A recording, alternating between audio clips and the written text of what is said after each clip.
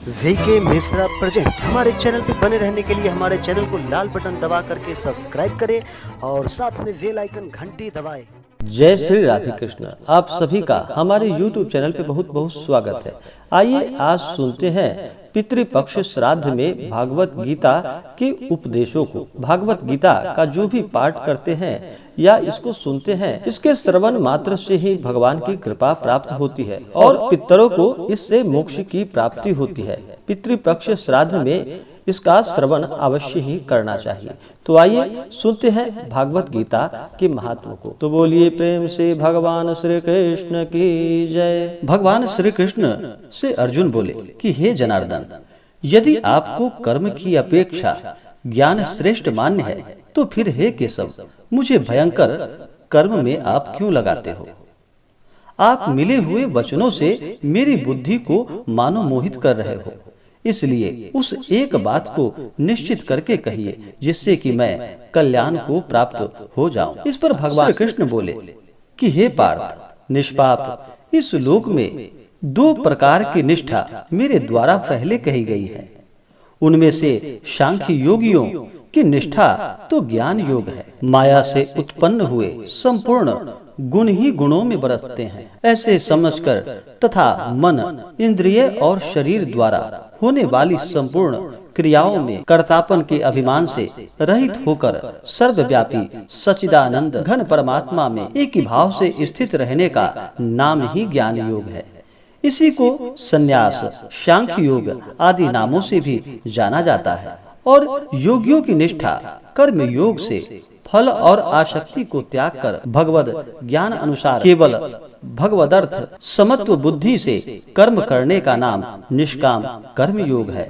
इसी को समत्व योग, बुद्धि योग, कर्म योग, तदर्थ कर्म, मदर्थ कर्म, मत कर्म आदि नामों से कहा गया है। मनुष्य न तो कर्मों का आरंभ किए बिना निष्कर्मता जिस अवस्था को प्राप्त हुए पुरुष के कर्म अकर्म हो जाते हैं, अर्थात फल उत्पन्न नहीं कर सकते, उस अवस्था का नाम निष्कर्मता है। यानी योग निष्ठा को प्राप्त होता है और न कर्मों में केवल त्याग मात्र से सिद्धि यानी सांख्य निष्ठा को ही प्राप्त होता है। निस्संदेह कोई भी मनुष्य किसी भी काल में क्षण मात्र भी बिना कर्म किए नहीं रहता, क्योंकि सारा मनुष्य समुदाय प्रकृति जनित गुणों द्वारा परवश हुआ कर्म करने के लिए बाध्य किया जाता है। जो मूढ़ व्यक्ति मनुष्य समस्त इंद्रियों को हठ पूर्वक ऊपर से रोककर मन से उन इंद्रियों के विषयों का चिंतन करता है, वह मिथ्याचारी अर्थात दंभी कहा जाता है।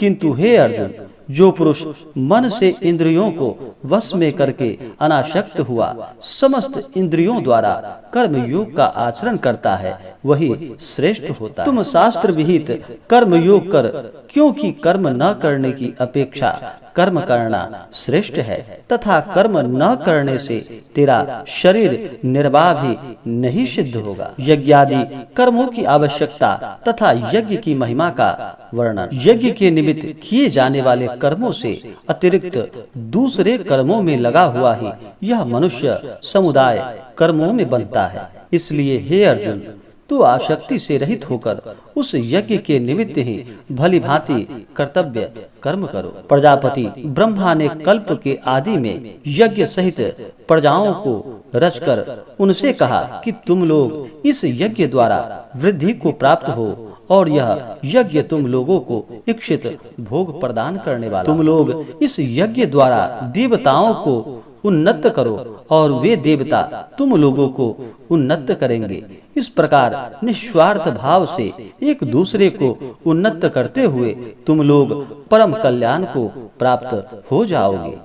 यज्ञ द्वारा बढ़ाए हुए देवता तुम लोगों को बिना मांगे ही इच्छित भोग निश्चय ही देते रहेंगे। इस प्रकार उन देवताओं द्वारा दिए हुए भोगों को जो पुरुष उनको बिना दिए स्वयं भोगता है वह चोरी ही है। यज्ञ से बचे हुए अन्न को खाने वाले श्रेष्ठ पुरुष सब पापों से मुक्त हो जाते हैं, और जो पापी लोग अपना शरीर पोषण करने के लिए ही अन्न पकाते हैं वे तो पाप को ही खाते हैं। संपूर्ण प्राणी अन्न से उत्पन्न होते हैं। अन्न की उत्पत्ति वृष्टि से होती है, वृष्टि यज्ञ से होती है, और यज्ञ विहित कर्मों से उत्पन्न होने वाला है। कर्म समुदाय को तू वेद से उत्पन्न और वेद को अविनाशी परमात्मा से उत्पन्न हुआ ज्ञान इसमें सिद्ध होता है कि सर्वव्यापी परम अक्षर परमात्मा सदा ही यज्ञ में प्रतिष्ठित रहते हैं। हे पार्थ, जो पुरुष इस लोक में इस प्रकार परंपरा से प्रचलित सृष्टि चक्र के अनुकूल नहीं बरतता अर्थात अपने कर्तव्य का पालन नहीं करता, वह इंद्रियों द्वारा भोगों में रमण करने वाला पाप युक्त पुरुष व्यर्थ ही जीता है। ज्ञानवान और भगवान के लिए भी लोक संग्रहार्थ कर्मों की आवश्यकता, परंतु जो मनुष्य आत्मा में ही रमण करने वाला और आत्मा ही तृप्त तथा आत्मा में ही संतुष्ट हो उसके लिए कोई कर्तव्य नहीं है। उस महापुरुष का भी इस विश्व में न तो कर्म करने से कोई प्रयोजन रहता है और न कर्मों के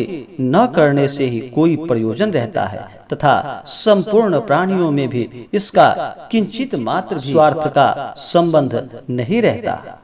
इसलिए तू निरंतर आसक्ति से रहित होकर सदा कर्तव्य कर्म भलीभांति करते रहो, क्योंकि आसक्ति से रहित होकर कर्म करता हुआ मनुष्य परमात्मा को प्राप्त हो जाता है। जनकादि ज्ञानी जन भी आसक्ति रहित कर्म द्वारा ही परम सिद्धि को प्राप्त हुए थे।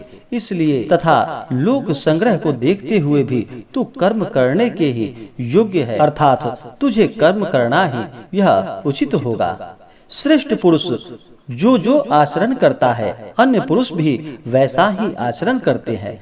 वह जो कर देता है समस्त मनुष्य समुदाय उसी के अनुसार बरतने लग जाते हैं। हे अर्जुन, मुझे इन तीनों लोकों में न तो कुछ कर्तव्य है और न ही कोई प्राप्त करने योग्य वस्तु अप्राप्त है, तो भी मैं कर्म में ही बरतता हूँ। क्योंकि हे पार्थ, यदि कदाचित मैं सावधान होकर कर्मों में न बरतूं बड़ी हानि हो जाएगी, क्योंकि मनुष्य सब प्रकार से मेरे ही मार्ग का अनुसरण करते हैं। इसलिए यदि मैं कर्म न करूं तो यह सब मनुष्य नष्ट भ्रष्ट हो जाए और मैं संकर्ता का करने वाला हूँ तथा इस समस्त प्रजा को नष्ट करने वाला बनूं। अज्ञानी और ज्ञानवान के लक्षण तथा राग द्वेष ये रहित होकर कर्म करने की प्रेरणा।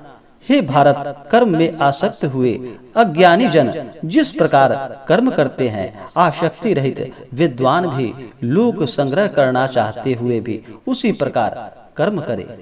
परमात्मा के स्वरूप में अटल स्थिति हुए ज्ञानी पुरुष को चाहिए कि वह शास्त्र विहित कर्मों में आसक्ति वाले अज्ञानियों की बुद्धि में भ्रम अर्थात कर्म में अश्रद्धा उत्पन्न न करे, किंतु स्वयं शास्त्र विहित समस्त कर्म भली भांति करता हुआ उससे भी वैसे ही करवाए।